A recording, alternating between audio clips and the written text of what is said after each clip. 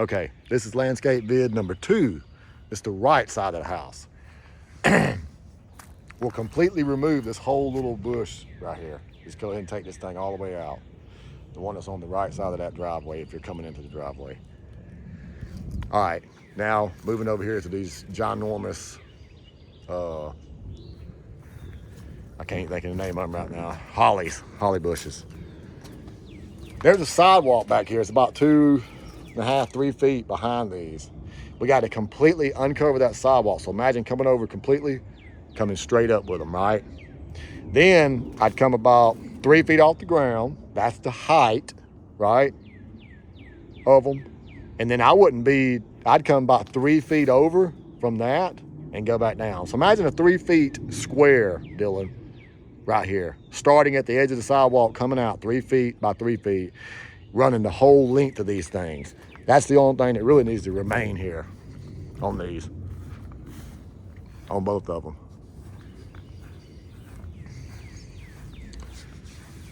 All right, right here, we just want to get all the weeds out of the bottom, leave the grass type stuff down there at the bottom, but get all these weeds and shit out. Remove this tree. I remember, always remove these weeds right here out. So that'll be completely moved out. This big tree right here, let's keep it about 7 feet tall, right? 2 feet off the house. 7 feet tall, 2 feet off the house. And considering that door's right there, be about at least 2 feet from that door. So I'd almost say 7 feet by two and a half feet wide, 2 feet off the house, Dylan, and 7 feet tall right there. And I can cover the rest of this in this one video. Those are weeds. They get completely removed. Everything over there is weeds.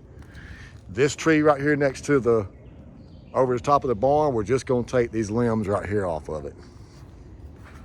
The limbs that are up there on the roof, like this limb and this limb right here. There should just be those 2 limbs, I think. If it's touching the roof, the limb needs to come off. And then we can trim it up a little bit down here at the bottom just to remove all this little scraggly looking stuff.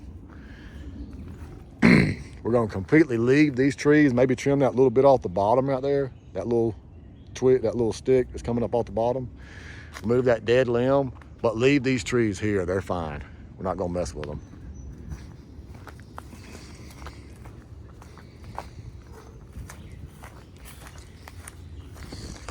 Now we're gonna talk about the fence line in the backyard. So right here, let's look at it this way. Let's make it simple. Let's say we're gonna go in 8 feet from where this ivy starts, in 8 feet, and remove these little saplings, okay, that are in here. From this point, 8 feet over.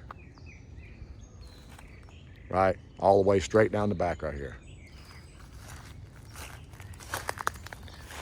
We need to get this limb right here cut down. Cut right there where it's broke at, it'll be fine. Cut it there, get it on the ground. We'll cut it up in 5-foot sections or whatever, maybe 4-foot sections, Dylan, and take it around there to the front yard and leave it up there by the road. I'm sure they'll pick this up. Same thing for this limb that's done fell down right here. Same thing. We'll cut it up in 4-foot sections, take it up to the front yard. And remember, still 8 feet back, I guess it's right there about where that tree is.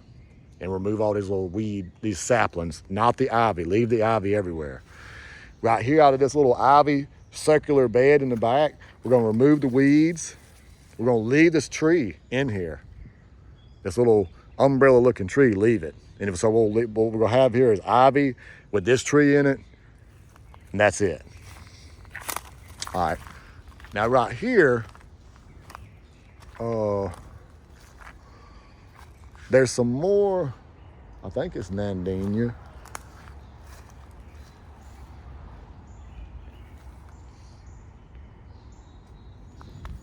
Let's see.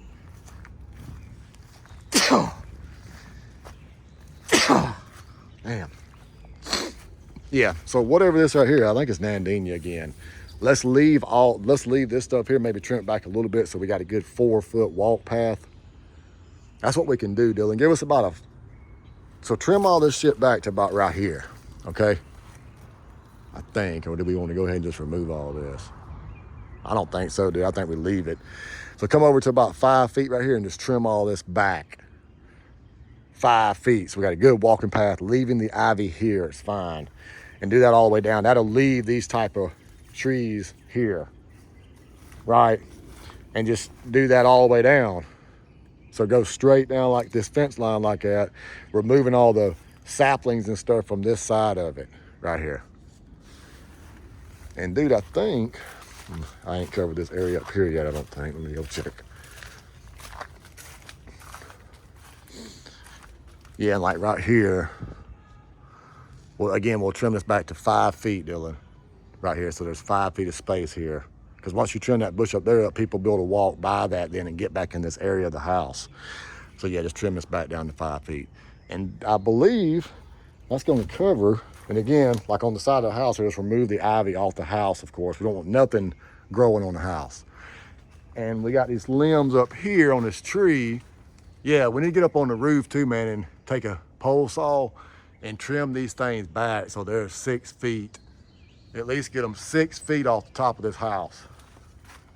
I don't want no limbs within 6 feet of the roof on the house.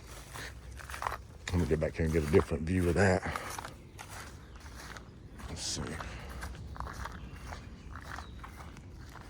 Yeah, we got a lot of, get up over the pole saw and just chop them damn limbs off. They're kind of laying over the top of the house up there.